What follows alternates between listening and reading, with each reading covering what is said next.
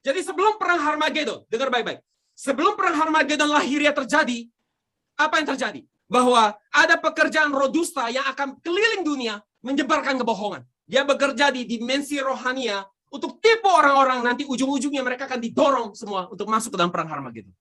Dan bukan hanya itu saja, berikutnya kita baca Wahyu 9:14, dan berkata kepada malaikat yang keenam yang memegang sangkakala itu, lepaskanlah keempat malaikat yang terikat dekat sungai besar Efrat itu. Dan setelah itu apa yang terjadi? Maka terjadilah apa? Perang besar. Perang besar terjadi. Dan siapa empat malaikat ini? Kita baca Wahyu 7:1-4. Kemudian daripada itu aku melihat empat malaikat berdiri pada keempat penjuru bumi, dan mereka menahan keempat angin bumi supaya jangan ada angin bertiup di darat atau di laut atau di pohon-pohon. Apa arti angin di sini? Angin menggambarkan apa? Angin menggambarkan perang. Jadi empat malaikat berdiri di empat penjuru bumi. Jika saudara lihat nanti di Wahyu 9:14, empat di sini merujuk kepada sungai Efrat. Sungai Efrat. Dan mereka harus menahan angin. Sampai kapan mereka tahan angin ini? Sampai kapan? Mereka tahan angin. Angin yang gambar perang. Sampai kapan mereka tahan? Sampai pekerjaan memberikan meterai kepada orang kudus selesai. Sampai orang-orang kudusnya Allah menerima meterai dari Allah yang hidup. Pekerjaan ini selesai, maka malaikat yang akan melepaskannya. Dan waktu itu terjadilah perang.